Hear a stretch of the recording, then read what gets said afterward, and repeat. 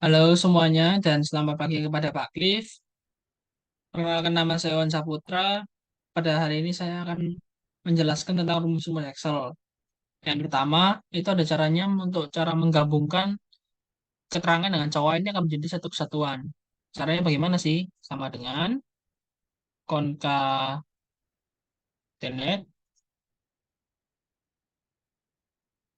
kurung buka C2, koma, tanda petik, koma, B2 pun tutup. Oke. Sekarang kalau misalnya di akun bawah-bawahnya kan jadi tulisan juga, kan nggak mungkin kan kalau misalnya kita itu hanya harus satu persatu itu kan membuat lama. Maka dari itu kita hanya bisa langsung tarik saja ke bawah agar menjadi satu kesatuan semuanya seperti ini.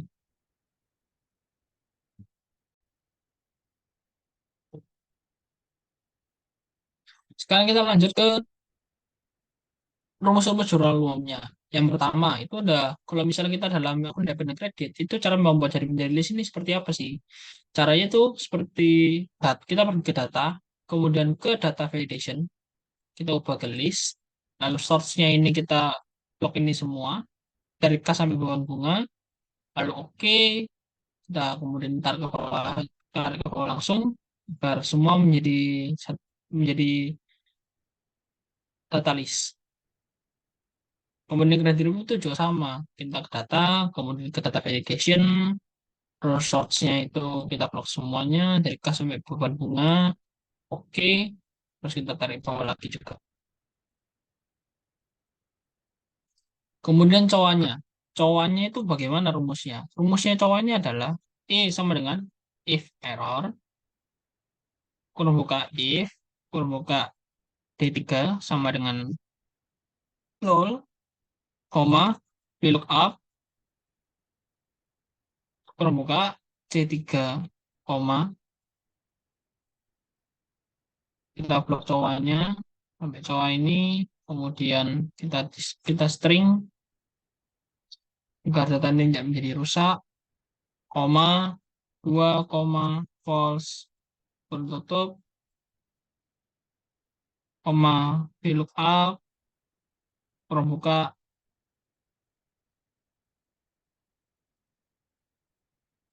kembali ke sheet 2, kemudian pencet titikanya ini, koma, cowok, kita upload semuanya dari cowok ini, lalu kita string dulu, koma 2, koma false, koma, tanda petik, spasi tanda petik, kalau tutup. Oke, sekarang kita coba. Nah, seperti ini. Nah, akun sendiri itu juga ada, akun full itu juga ada rumusnya. Rumusnya itu apa sih? Rumusnya itu sama dengan if error, pembuka, if, pembuka lagi, D3 sama dengan 0, koma, VLOOKUP, kurung buka, C3, koma, kita pergi ke bawah, kita blok semuanya sampai data gabungan ini, jangan lupa kita string dulu,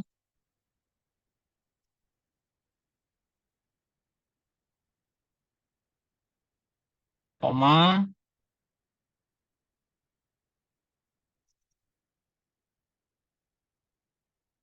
3, koma, false, kalau tutup, koma lagi, VLOOKUP, terus kita pencet ke D3 ini, koma lagi, kembali ke cowoknya, kita blok lagi, jangan lupa kita string terlebih dahulu agar data ini menjadi rusak, koma, terus 3, koma, false, kalau dua kali, koma, tanda petik, spasi tanda petik, pun tutup. Oke, setelah menjadi seperti ini. Kemudian kita lanjut ke membuat buku besar. membuat buku besar tuh seperti apa caranya? Tinggal kita tuh hanya ke insert, lalu ke pivot table, table range yang kita bisa blok ini semua,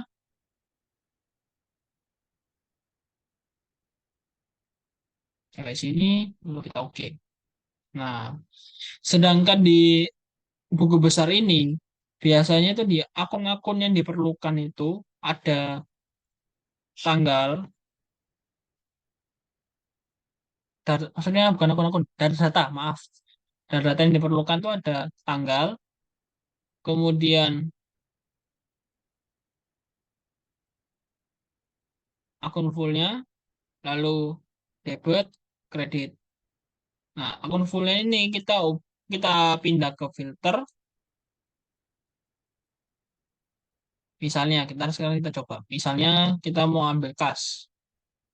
Kita langsung pencet kasnya, lalu kita oke. Nah, setelah menjadi gini.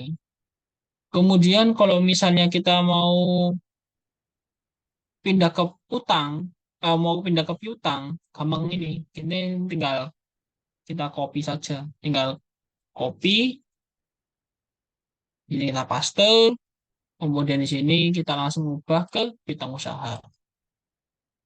Sudah jadi begitu juga dan seterusnya itu. Kemudian kita lanjut ke neraca saldo sekarang. Neraca saldo itu rumus juga sama, hampir sama kayak buku besar. Pakai pivot table juga. Jadi ya kita ke insert, kemudian ke pivot table.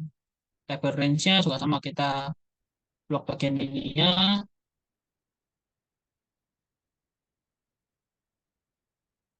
lalu kita oke. Nah, pivot table-nya itu isinya kalau di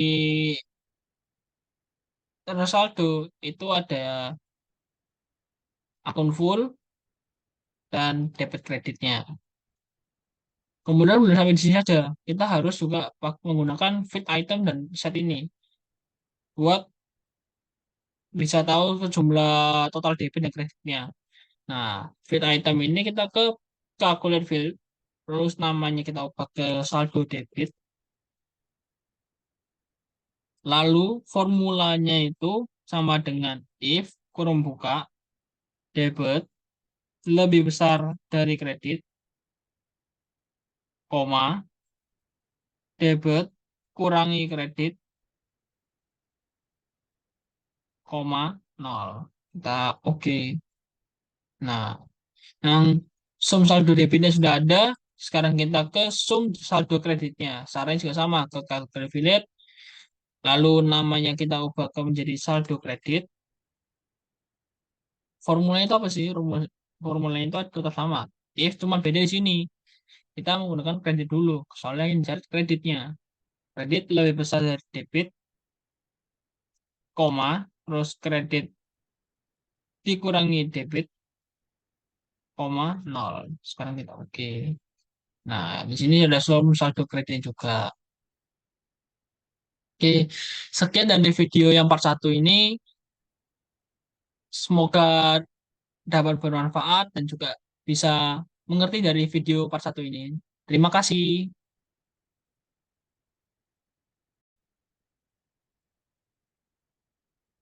semuanya dan selamat pagi kepada Pak Cliff. Pada hari ini saya akan mempresentasikan tentang konsep dasar buku jurnal umum, buku besar, dan rasa saldo. Dan ini adalah video part 2 saya. Kemudian di definisi dari jurnal umum itu apa sih? Sebuah jurnal yang dipergunakan untuk tempat melakukan pencatatan bagi segala jenis di transaksi keuangan yang muncul akibat terjadinya berbagai transaksi keuangan perusahaan dalam suatu periode tertentu. Kemudian, di jurnal umum ini juga akan memuat detail seperti nama transaksi, kelompok akun, dan nominal transaksi dalam kolom debit atau kredit. Kemudian tujuannya dari adanya jurnal umum itu apa sih? Tujuannya itu untuk mengidentifikasi setiap transaksi keuangan yang terjadi dalam perusahaan, untuk melihat dan menentukan nilai transaksi yang terjadi. Ketiga, itu untuk mengetahui dampak ekonomi transaksi. Yang keempat, dapat memudahkan proses pemindahan transaksi ke akun yang sesuai. Fungsi dari jurnal umum. Fungsi jurnal umum itu ada lima. Fungsi historis, pencatatan, analisis, instruksi, informatif. Kalau historis itu apa sih?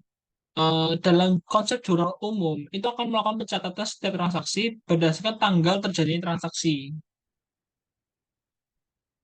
Kemudian kalau yang pencatatan itu untuk mencatat setiap transaksi dalam terjadinya perusahaan jasa. Kemudian kalau analisis itu kita dapat menganalisis studi kasusnya dulu. Kayak misalnya kita menganalisis kayak di bagian kwitansinya atau pembayarannya. Itu kita dapat analisis terlebih dahulu sebelum kita masukkan ke debit atau kreditnya. Fungsi instruksi. Fungsi instruksi itu untuk mendebit atau mengkredit akunnya sesuai dengan catatan dalam jurnal. Kalau fungsi dari informatif, itu memberikan penjelasan mengenai bukti pencatatan transaksi yang sudah terjadi. Cara membuat jurnal umum, itu ada tiga cara. Yang pertama, memahami persamaan akuntansi terlebih dahulu. Tujuannya itu apa sih? Untuk agar kita dapat memasukkan transaksi tersebut dalam jurnal itu dengan benar dan tanpa adanya kesilapan. Kemudian yang kedua, itu ada yang mengumpulkan segala bukti transaksi. Kita dapat mengumpulkan dulu segala bentuk transaksinya dulu. Misal kayak dari nota pembayaran, kwitansi, invoice. Itu kita dapat kumpulkan dulu, kita aplikasikan semuanya, kita analisis terlebih dahulu sebelum kita masukkan ke jurnal umum nantinya. Sehingga kita dapat mengurangi angka kesalahan itu. Kemudian yang ketiga, kita baru mencatat jurnal umumnya. Jadi setelah kita mengumpulkan segala bentuk transaksinya, setelah kita juga telah menganalisisnya, maka kita dapat membuat jurnal umumnya dan dengan format penulisan adanya tanggal, akun, keterangan, COA, debit, dan kredit. Kemudian pengertian dari buku besar. Pengertian buku besar itu sarana untuk mendokumentasikan semua bentuk perubahan di dalam suatu akun dikarenakan adanya di transaksi keuangan. Fungsi dan manfaatnya. Fungsi buku besar itu adalah meringkas segala data transaksi yang telah tercatat dalam jurnal umum dan juga fungsi itu sebagai alat untuk mengelompokkan data keuangan sesuai jumlahnya mulai dari paling besar dan sampai paling terkecil. Sekarang kita lanjut ke pengertian neraca saldo. Pengertian neraca saldo sendiri itu apa sih? Laporan pembukuan atau akuntansi yang mencantumkan saldo di setiap akun buku besar. Kemudian apabila yang terjadinya tidak namanya tidak balance, hal tersebut pasti ada salah di jurnal umum atau salah menginput angka dari buku besar ke neraca saldonya itu. Kemudian fungsinya neraca saldo itu apa sih? Oh, satu, untuk memberikan kepada pemilik usaha daftar konsolidasi semua saldo buku besar. Yang kedua, metode terpendek untuk memverifikasi keakuratan entry hitung yang dibuat dalam buku besar. Yang ketiga, jika total sisi debit dan kredit telah balance, maka sudah cocok atau sudah benar. Kalau misalnya terjadinya tidak balance, maka adanya beberapa kesalahan dalam bentuk pencatatannya atau mungkin dalam penjumlahannya yang salah. Kemudian yang keempat, hal ini akan membantu dalam persiapan pembuatan laporan keuangan yang akhir, seperti kayak laporan arus kas, laporan laba rugi, atau neraca. Sekian dari presentasi saya. Terima kasih telah mendengarkan presentasi saya dan apabila ada salah informasi, mohon maaf dan sekali lagi saya ucapkan terima kasih.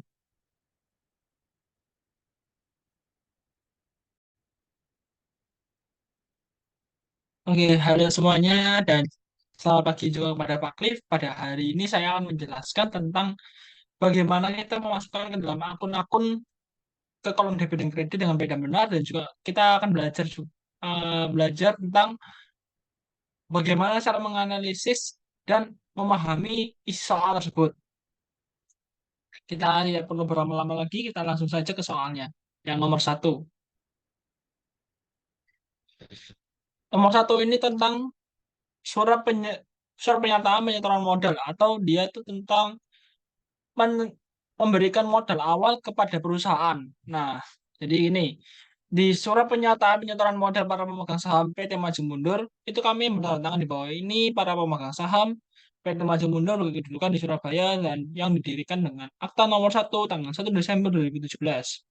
Dibuat di hadapan Tika Wijaya, sarjana keakuntansi, bahwa dari modal yang ditempatkan dalam akta perseroan tersebut telah diambil bagian dan telah disetor penuh dalam perseroan sebagaimana diatur dalam anggaran dasar perseroan berikut perubahannya maupun dalam undang-undang perseroan oleh para pemegang saham. Yang pertama, Sani sebanyak 30 juta secara tunai dan juga Arthur sebanyak 30 juta secara tunai. Demikian surat pernyataan penyetoran modal pemegang saham ini dibuat untuk dapat diketahui oleh pihak yang berkepentingan, dinyatakan di Surabaya tanggal 1 Desember 2017 dan para pemegang saham dan ini ya tanda tangannya. Oke, eh, untuk penjawabannya itu gimana sih? Cara untuk jawabnya itu adalah di sini sudah ada nomor keterangan tanggal akun debit, akun kredit, cowok debit kredit keterangan dan akun full. Nah, di sini itu di yang nomor satu. Soal nomor satu tadi, tanggal 1 Desember 2017, akun debitnya itu adalah kas. Mengapa kas? Karena kas itu akan ada merupakan aset dan aset itu bertambahnya di debit. Nah, jadi di sini merupakan aset dan sedangkan kreditnya itu adalah modal awal. Mengapa dia modal awal? Karena modal awal itu merupakan ekuitas dan ekuitas itu akan bertambah di kredit untuk modal. Dan cowoknya itu adalah 101 dan 1311. Nominalnya 60 juta dan di sini 60 juta. Keterangannya apa? Keterangannya itu adalah menerima modal dari perusahaan PT Tika Wijaya. Oke, dan akun fullnya seperti ini. Oke, sekarang kita lanjut ke soal nomor 2. Soal nomor 2 itu adalah kwitansi. Nah, di sini kwitansi itu adalah seperti dia merupakan cek pembayaran. Jadinya kalau misal kita mau membayar ke perusahaan, kita akan diberikan kwitansi dari perusahaan tersebut untuk sebagai tanda bukti kalau karena kita telah membayar apa yang telah kita beli. Contohnya tanggal 2. Tanggal 2 itu PT Maju Mundur membayar sewa ruko per tahun dan dibayar di muka sebesar 12 juta. Maka dari itu PT Tika Wijaya akan memberikan sebuah kwitansi kepada PT Maju Mundur. Seperti contohnya ini, kwitansi pembayarannya diterima dari PT Maju Mundur terbilangnya 12 juta rupiah untuk pembayaran sewa ruko dibayar di muka. Dan tantangan menerimanya mengapa kalau PT Tika Wijaya, kenapa enggak PT Maju Mundur? Karena PT Tika Wijaya ini yang memberikan kwitansi pembayarannya. Kalau orang yang memberikan kwitansi pembayaran, perusahaan tersebut yang harus mendatangani tanda tangan penerimanya. Kalau penyetor, yang PT Maju Mundur, karena dia yang membayar. Seperti itu. Sekarang kita lanjut ke penjurnalannya gimana. Di nomor 2 ini, tanggal 2 bulan 12 tahun 2017, di sini adalah sewa DBM di debit. Mengapa kok sewa DBM debit? Karena dia merupakan aset dan aset asetnya itu kan bertambah di debit. Maka dari itu di sini adalah sewa DBM-nya. Sedangkan yang di debit, yang di kredit adalah kas. Kenapa kas? Karena kasnya dia keluar, dia membayar, maka dia itu kan ditaruh di kredit. Seperti itu. Dan di sini untuk nominalnya 12 juta dan nomor ref-nya 130 101. Keterangannya apa? Keterangannya itu adalah membayar sewa ruko dibayar di muka dan secara cash. Seperti ini. Oke. Sekarang kita lanjut ke soal nomor 3. Nah, soal nomor tiga. Soal nomor tiga ini adalah tentang invoice. Nah, sebelum kita masuk ke dalam soal nomor tiga, saya ingin menjelaskan invoice dulu. Invoice itu gunanya itu apa sih? Keduanya untuk invoice itu adalah untuk sebagai tanda surat utang atau piutang. Baru ada namanya invoice. Eh, Langsung saja ke soal nomor tiganya. Tanggal 4 Desember 2017 ini dikatakan bahwa PT Maju Mundur itu telah membeli peralatan tetapi secara kredit atau secara utang. Berarti akan muncul namanya invoice dari PT Tiga Wijaya. Maka dari PT Tiga Wijaya akan memunculkan invoice dengan keterangan peralatan dengan harga 0,5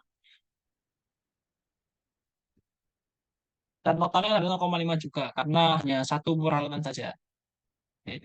Lanjut ke tentang penjurnalannya di nomor 3 ini seperti 12, tanggal 4 bulan 12 2017 dan akun debitnya itu adalah peralatan. Kenapa peralatan?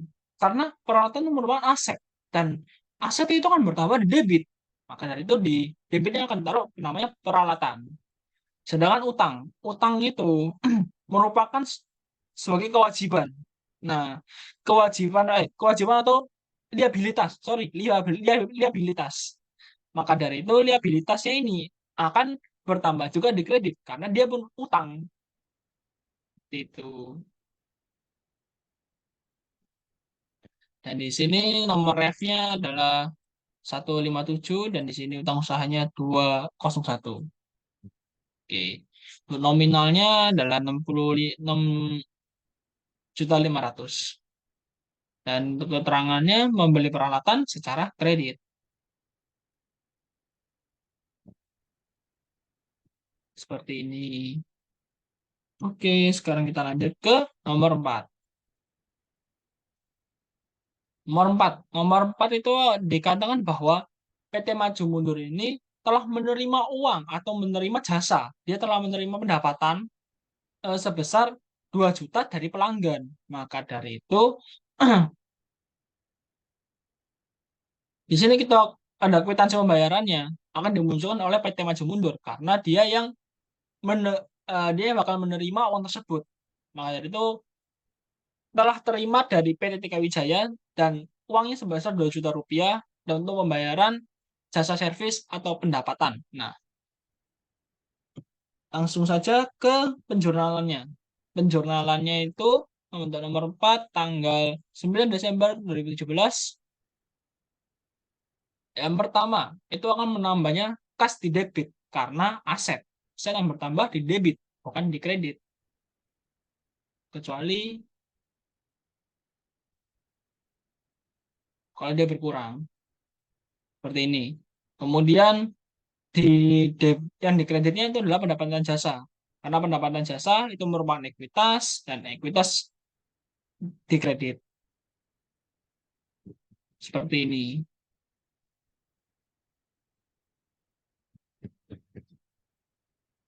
Dan untuk nomor refnya ini dan nominalnya 2 juta menerima pendapatan dari pelanggan. Seperti ini. Oke, kita lanjut ke soal nomor 5. Soal nomor 5. Nomor 5 itu tanggal 15. Di dibilang PT TK Wijaya itu ada membayar kewajiban usahanya. Ada rincian pengeluarannya itu yaitu ada gaji, terus biaya utilitas dan ada biaya lain-lain. Maka dari itu, kalau di biaya gaji, gaji sebelum kita memberikan kwitansi, itu ada namanya slip gaji dulu. Baru kita masukkan lagi ke kwitansi. Seperti itu. Contohnya seperti ini. Slip gaji karyawan. Periode 1 Desember sampai 30 Desember 2017. Nah, untuk namanya itu adalah Marco Polo, itu sebagai nama karyawannya dan jabatan sebagai manajer, statusnya karyawan. Gaji pokoknya itu 2.500.000 dan karyawan itu bersih 2.500.000 tanpa adanya potong-potong yang lain. Nah, setelah kita menerima dari slip gaji, baru kita bisa memunculkan kwitansi. Nah, dari itu kwitansi sini akan terima dari PT Tika Wijaya, terbilangnya adalah 2.500.000 untuk membayar slip gaji karyawan atau untuk membayar gaji karyawan. Tantangannya adalah untuk penerimanya adalah Marco karena dia yang bakal menerima gaji tersebut, sedangkan yang PT Tika Wijaya yang akan menyetornya. Seperti itu. Kita langsung saja ke penjurnalannya. Berarti di penjurnalannya ini beban gaji sudah pas, beban gajinya akan di debit karena dia akan bertambah. Kemudian kasnya juga akan bertambah,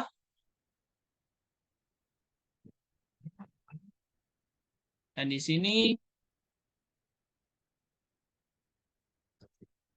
nomor refnya 1726 101 untuk nominalnya adalah seperti ini. Keterangannya adalah membayar gaji karyawan kepada Marco Polo seperti ini. Kemudian yang di beban kedua itu adalah beban utilitas. Beban utilitas ini itu biasanya bisa dibilang kayak ada beban listrik, terus beban yang kayak air, kemudian juga bisa beban yang lainnya itulah. Nah, contohnya kita ambil yang paling mudah, listrik. Beban listrik ini kita akan memberikan nama lainnya beban utilitas tadi. Nah, contohnya ini ada bukti struk pembayaran tagihan PLN. Nah, namanya adalah PT Tika Wijaya, stand meternya itu adalah 150 150.000 sampai 20.000,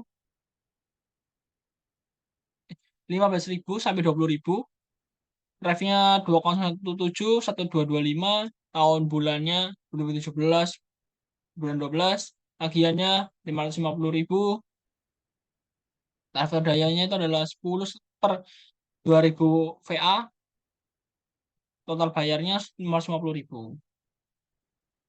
PLN menyatakan struk ini sebagai bukti pembayaran yang sah. Info hubungannya itu 344, mau disimpan dengan baik. Oke. Lanjut ke gimana kita akan memasukkan ke dalam penjurnalannya. Penjurnalannya seperti ini. Yang jelas sudah pasti beban utilitas dan kas. Beban utilitasnya akan bakal didebit, sedangkan kasnya itu bakal dikredit karena dia membayar.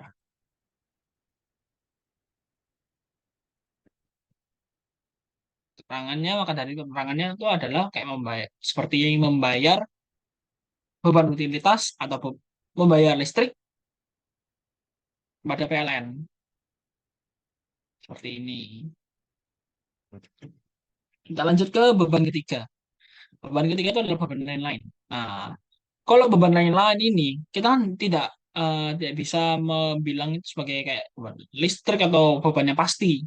Karena sudah bukan kayak gaji kan udah ada slip gaji. Tetapi kalau misalnya beban listrik itu beban utilitas sudah ada formatnya, yaitu kayak yang tadi ini, seperti format ini. Tuh. Terus yang nota pembayaran ini untuk beban yang lain-lainnya kayak seperti kayak beban perlengkapan, terus kayak beban sewa atau beban beban yang lain-lain itulah. Nah, maka dari itu di nota pembayaran ini akan muncul namanya nota pembayaran sebagai bukti untuk kalau misalnya ada tagihan. Nah, seperti ini. Di soal dia dibilangi kalau ada biaya lain-lain dengan harganya itu 300.000. Nah, ditagihnya itu kepada PT Tiga Wijaya dari PT Maju Mundur. Dari itu baru itu bisa memunculkan namanya kwitansi. Setelah karena kita telah mendapatkan nota pembayaran. Nah, sebagai buktinya itu kita sudah percaya, kita sudah melihatnya bahwa oh kita sudah ada nota pembayaran nih, berarti sudah pasti itu benar. Maka dari itu baru kita bisa munculkan namanya kwitansi. Kwitansinya terima dari PT Maju Mundur, terbilangnya 300.000 rupiah untuk membayar biaya lain-lain. Dan tanda tangan penerimanya itu adalah PT PT Maju Mundur, sedangkan tanda tangan penyetornya adalah PT Tika Wijaya.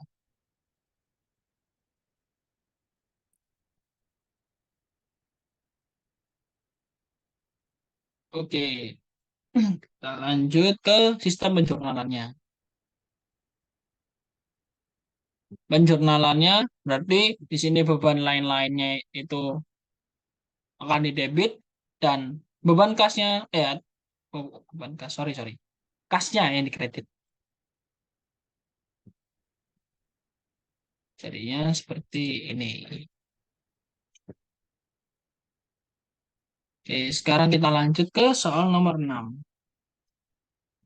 Soal nomor 6 ini adalah tanggal 16. Tanggal 16, di mana pada pertengahan bulan Desember, itu PT Maju Mundur itu mengeluarkan dana untuk membayar kewajiban kreditnya yang dilakukan pada tanggal 4 tadi. Nah, PT Maju Mundur itu membayar kreditur sebesar 1.250.000. Nah, kita akan menunjukkan kwitansi untuk namanya pelunasan hutang. Nah, terimanya dari PT Maju Mundur, terbilangnya 1.250.000 rupiah untuk pembayaran pelunasan hutang pada tanggal 4 Desember. Nah, tanda penerimanya adalah PT Tiga Wijaya, terus PT Maju Mundurnya akan menjadi penyetor. Nah, dia yang membayar hutang tersebut. Kita langsung saja ke penjurnalannya. Penjur, penjurnalannya ini jadi tanggal 16 bulan tanggal 16 bulan 12 ini, maka utang usahanya akan bertambah di debit dan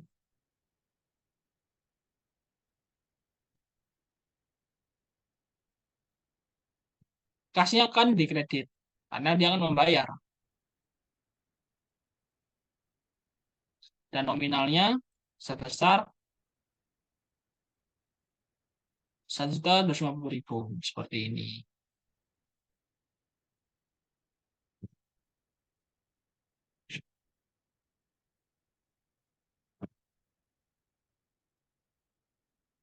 Oke,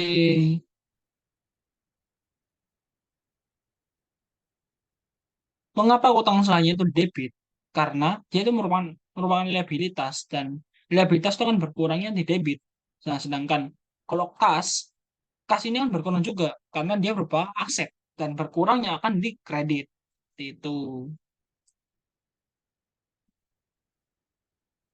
Oke, kita lanjut ke soal nomor 7. Nomor 7 itu adalah tanggal 18 ini, di mana tuh Sun itu menerima uang sebesar 2.500.000 untuk kebutuhan pribadi. Karena dia itu mengambil uang tersebut untuk kebutuhan pribadi dia sendiri. Atau bisa kita bilang sebagai prive. Nah, contohnya prive itu, kita tidak akan menggunakan namanya kwitansi atau invoice. Tapi kita akan membuat surat surat prive seperti ini. Tanda telah terima uang nomor 0018 garis miring XXX garis miring 2017. Pada tanggal 18 Desember 2017 telah diterima uang sebesar 2.500.000 untuk keperluan pribadi kepada Sani selaku pemegang saham PT Maju Mundur. Langsung saja ke penjurnalannya. Penjurnalannya maka dari itu akan menjadi privenya privenya di debit dan kasnya akan dikredit. Mengapa hal tersebut bisa terjadi? Karena prive itu adalah merupakan ekuitas dan ekuitas prive itu kan selalu kredit akan berkurang. Sorry, bukan kredit, akan berkurang. Maka kalau ekuitas berkurang, itu akan di debit dan kasnya juga ikut berkurang. Maka dari itu kan ditempatkan di kredit. Seperti itu. Untuk nomor refnya 332 dan 101, nominalnya 2.500.000. Keterangannya adalah mengambil uang untuk keperluan pribadi. Seperti ini. Oke, sekarang kita lanjut ke tanggal yang soal nomor 8. Soal nomor 8.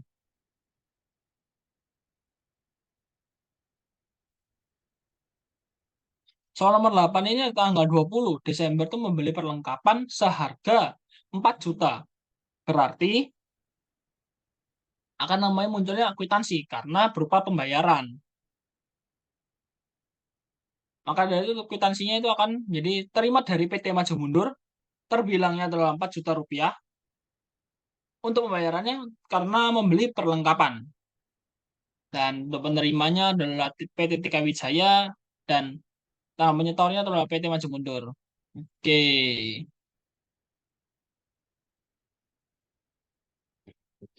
langsung saja untuk penjurnalannya.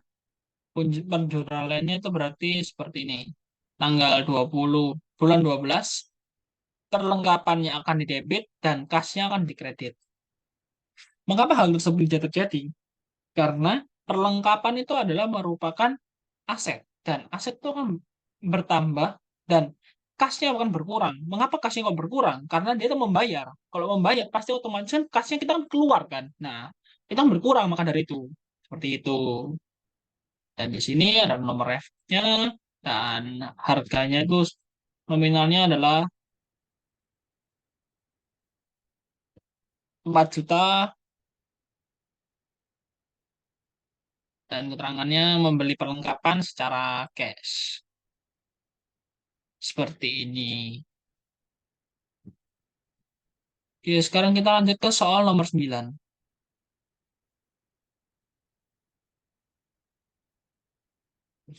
Soal nomor 9 ini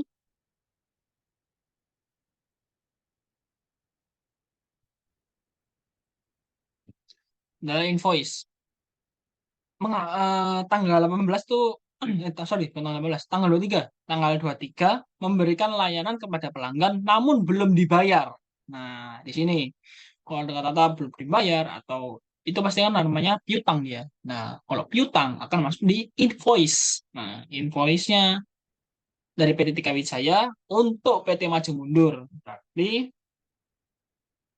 eh, keterangannya ada tagihan jasa dan harganya itu 250.000. Kemudian untuk langsung saja kita ke penjurnalannya. Penjurnalannya maka dari itu akan menjadi piutang piutangnya di debit dan pendapatannya akan di kredit. Seperti ini. Mengapa piutangnya di debit dan pendapatan di kredit? Karena piutang, piutang itu adalah aset. Aset itu akan bertambah di debit dan juga pendapatan. Begitu pula dengan pendapatan. Pendapatan itu adalah merupakan ekuitas. Sedangkan ekuitas pendapatan sendiri itu akan bertambah. Maka dari itu ekuitas itu bertambahnya akan di kredit. Seperti itu. Oke, kita lanjut ke soal nomor 10. Tanggal 25 Desember 2017. Di sini ketika tuh PT Maju Mundur itu melunasi hutang pada tanggal 4, kemudian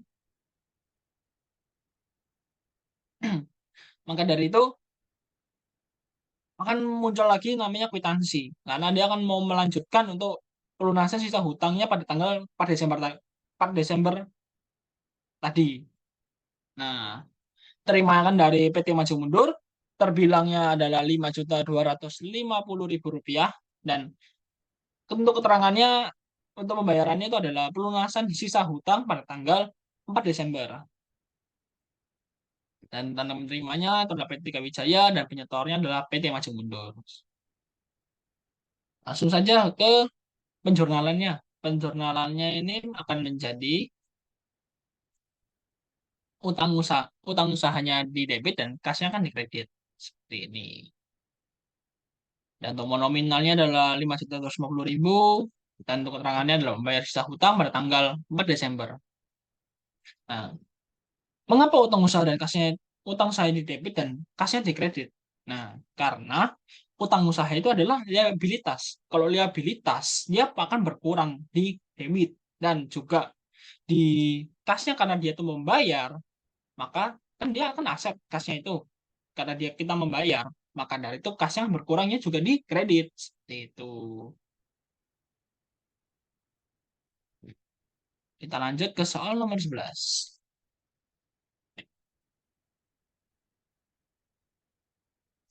Nomor 11 itu adalah ada tanggal 28, dia itu menerima transaksi tanggal 23 sejumlah 250.000. Nah, berarti kita akan memunculkan namanya kwitansi lagi. Atau, karena dia akan melakukan pelunasan piutang pada yang tanggal 23 tadi. Nah, seperti ini. Terimanya dari PT Tika Wijaya, terbilangnya itu adalah Rp250.000, dan untuk pembayarannya adalah pelunasan piutang. Maka dari itu di sini tanggal menerimanya dari PT Maju Mundur dan penyetornya Tika Wijaya karena dia yang akan memberikan uang tersebut kepada PT Maju Mundur. Seperti itu. Oke, kita langsung saja ke penjurnalannya. Penjurnalannya berarti akan menjadi piutangnya di debit dan kasnya di debit dan piutangnya di kredit. Mengapa kas di debit dan piutangnya di kredit? Karena kas itu merupakan aset dan aset itu juga akan bertambahnya di debit dan juga piutang. Piutang itu juga merupakan aset dan akannya berkurang itu di kredit seperti itu. Dan juga lebih jelasnya lagi, kasnya itu kan tadi kan berupa pendapatan kan. Nah, makanya kita akan menerima pendapatan yang bertambah. Ya, kasnya bertambah. Tuh. Terus soal selanjutnya, nomor 12.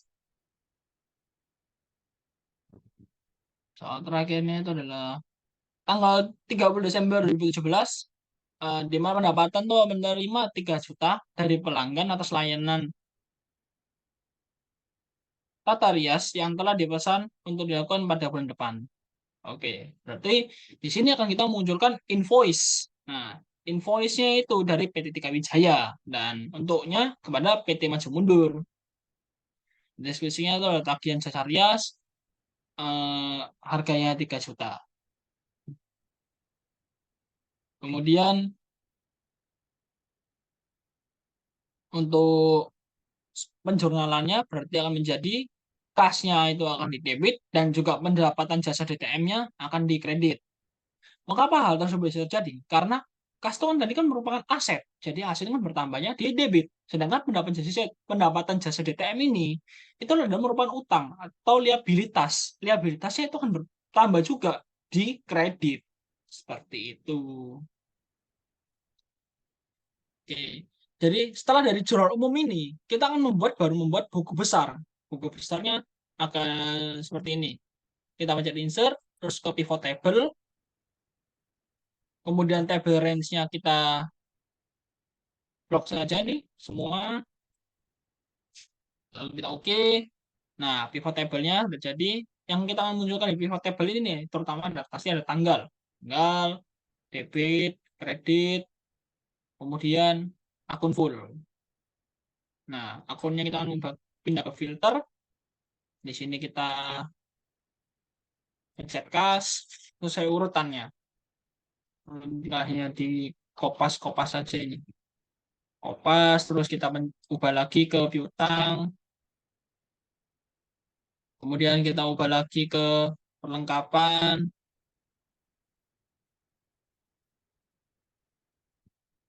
lalu sewa DBM,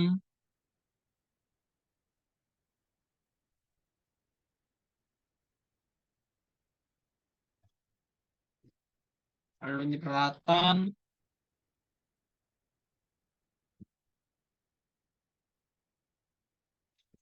kemudian di sini utang usaha,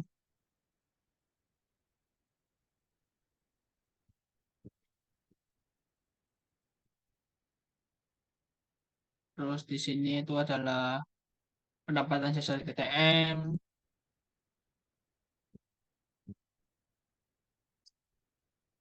kemudian di sini adalah modal,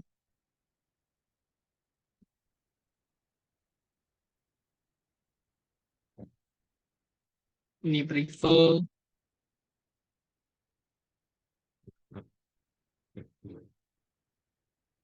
ini pendapatan jasa, beban gaji, Dan di sini ya beban utilitas. Dan di sini ya beban lain-lain. Oke. Jadi kita tahu selesai membuat buku besar. Dan setelah kita membuat buku besar ini, baru kita pindah ke neraca saldo. Itu adalah finalnya. Sama, neraca saldo itu juga dari pivot table. Terus kita stable range-nya kita blok aja dari jurnal umum tadi. Oke. Nah, di sini yang berbedanya. Kalau yang tadinya di jurnal umum kita akan ada tanggal, terus akun ada debit kredit, terus akun full, dan di sini membedakannya. Di sini kita nggak mau tanggal, melainkan hanya akun full sama debit dan kreditnya saja. Seperti ini. Dan hmm, dan juga di sini belum selesai. Kita akan membuat jumlah dari debit dan kreditnya. Itu dapat kita mencari dari pivot table, kemudian ke field item set, calculate field, terus di sininya saldo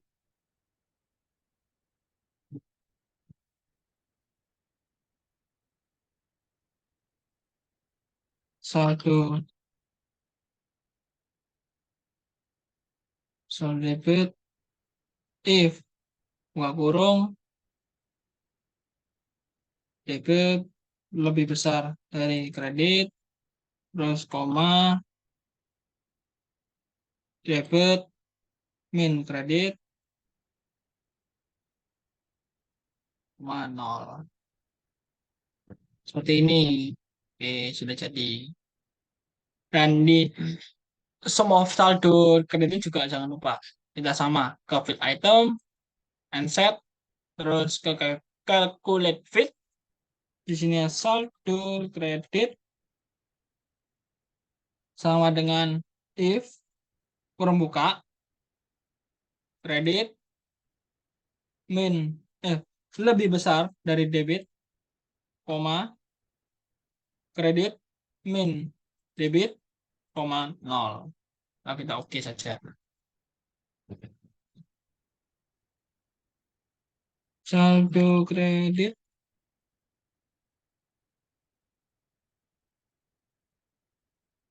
if kurang buka kredit lebih besar debit, koma kredit kurang dari debit, koma lagi nol. Nah, seperti ini. Nah, di sini kita hanya tinggal sum kurang buka, kita blok semuanya. Terus ini jalan ini tinggal kita blok saja semuanya. Lalu kurang buka. Nah, kan sudah jadi sini print total.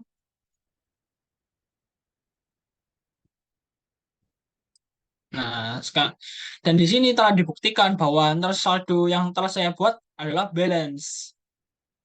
Sekian dari penjelasan saya tentang jurnal umum, buku besar, dan neraca saldo dari studi kasus dan cara menganalisisnya dan cara membaca soalnya. Terima kasih telah mendengarkan penjelasan saya. Mohon maaf kalau ada salah kata. Terima kasih dan sampai jumpa di channel selanjutnya. Bye bye.